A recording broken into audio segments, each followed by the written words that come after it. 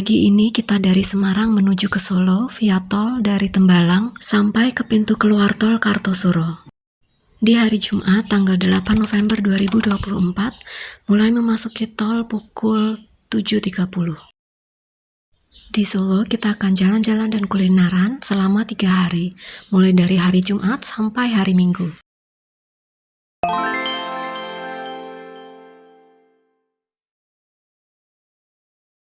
Sebelum memasuki tol, pastikan saldo kalian cukup ya untuk sampai keluar tol nanti. Perjalanan ini mungkin sama juga dengan perjalanan-perjalanan lainnya, juga perjalanan kalian. Biasanya sebelum memulai perjalanan kita sudah well prepared atau sudah dipersiapkan segala sesuatunya. Tapi tetap saja ada hal-hal tak terduga yang bisa terjadi. Yang penting bagaimana kita menyikapi hal itu. Tidak mudah panik, tetap tenang agar bisa berpikir lebih jernih, dan akhirnya dapat mengambil keputusan lebih baik. Kalau kita bukan solo traveler, partner traveling kita juga punya peranan penting khususnya saat ada kesulitan. Mungkin seseorang yang problem solving, atau seseorang yang dapat mencairkan suasana.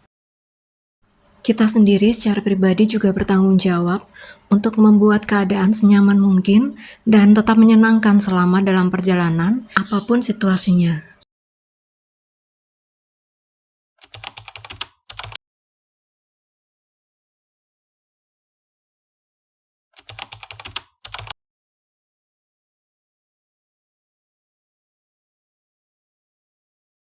Pemandangan alam di sepanjang jalan melewati tol ini luar biasa bagusnya. Tapi perjalanan tidak selalu lancar, termasuk perjalanan kita kali ini. Perjalanan ini tidak luput dari drama atau kejadian tidak terduga. Bahkan terjadi sebelum memasuki kota Solo, tepatnya masih di pertengahan jalan tol. Tapi sebelum lanjut ke ceritanya, kita nikmati dulu pemandangan melewati jembatan di jalan tol ini.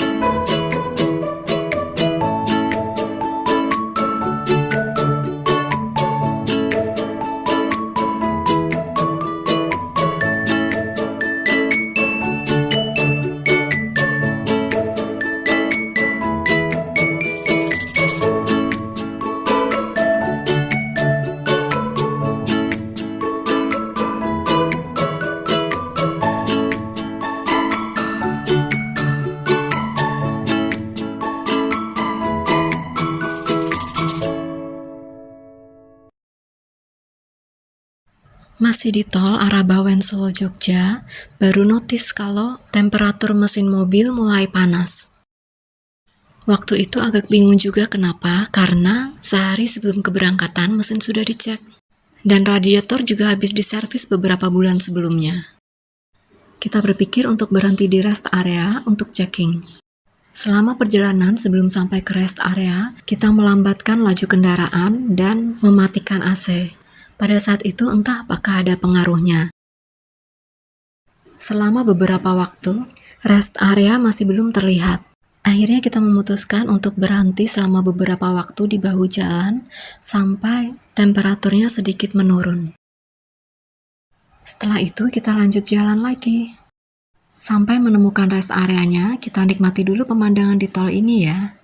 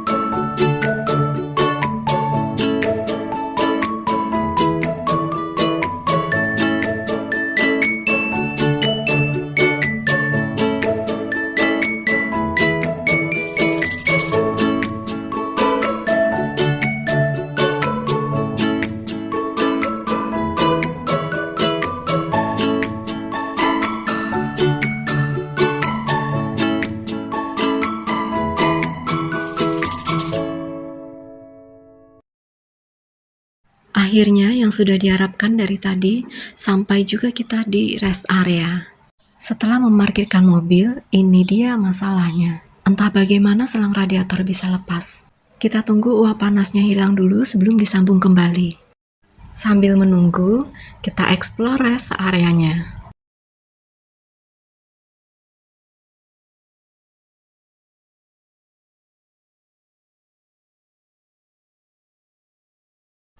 Kita lanjut lagi.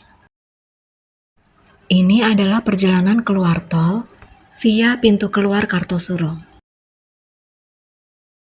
Akhirnya, setelah beberapa kali berhenti di tol, kita keluar juga dari tol Kartosuro sekitar pukul 9.30.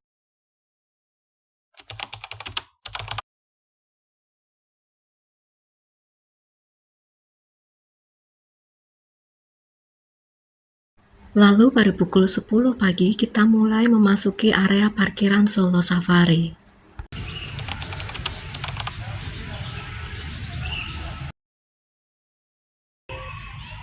Hai sahabat satwa, selamat siang dan selamat datang di Solo Safari.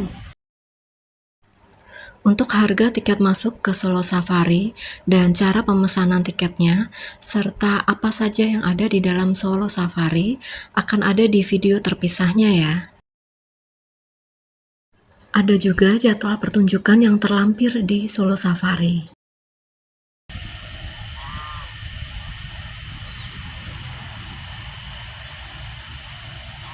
Setelah hampir 2 jam mengelilingi, kita menuju pintu keluar yang sekaligus juga sebagai toko merchandise Solo Safari.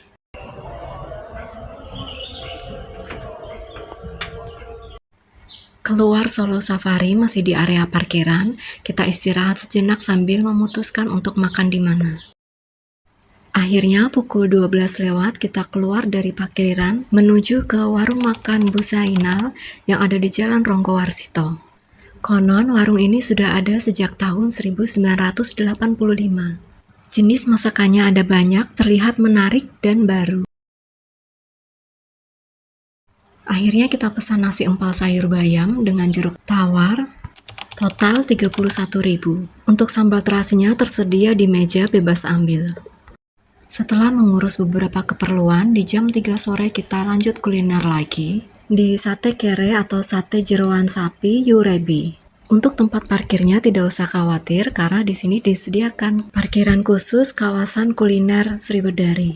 Tarifnya juga standar, tidak mahal.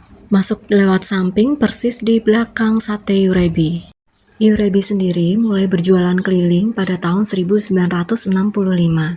Lalu pada tahun 1980-an mulai berjualan di tempat yang tetap, dan pada tahun 1990-an mulai pindah ke kawasan kuliner Sriwedari. Kita pesan sekitar 13 tusuk dengan berbagai varian, plus 1 lontong, totalnya sekitar 50.000. Selesai makan sate yang legendaris ini, kita meninggalkan parkiran kawasan Sriwedari dengan perut kenyang. Sebenarnya waktu ngedit video ini, lihat sate itu jadi pengen makan lagi. Sekarang kita kembali fokus ya. Selesai dari tempat ini, cuaca mulai mendung. Dan akhirnya gerimis. Kita menuju hotel untuk check-in. Di sore hari, kita sudah sampai di Pasar Malam Ngarsopuro yang ada di hari Jumat dan Sabtu. Letaknya dekat dari hotel tempat kita menginap, jadi bisa dijangkau dengan jalan kaki.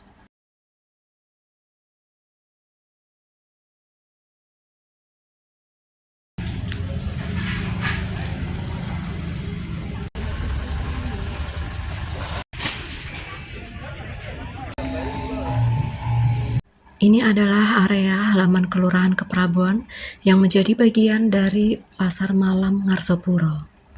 Beragam jenis makanan dijual di sini. Akhirnya kita pilih selat Solo. Ini lagi disiapkan ya bahan-bahannya. Seporsi selat Solo di sini harganya 16.000. Setelah selesai makan selat Solo di cuaca yang gerimis ini, kita lanjut ke wedang ronde. Di sini seporsi wedang ronde harganya sekitar 8.000. Dan ini tampilannya. Setelah itu kita keluar dari area halaman Kelurahan Keprabon ke jalan yang jadi pusat night marketnya. Dan tertarik untuk membeli ini. Dan menemukan yang menarik ini. Selesai kita jalan-jalan di night market atau pasar malam Ngarsopuro, malam ini ditutup dengan menyaksikan street music performance.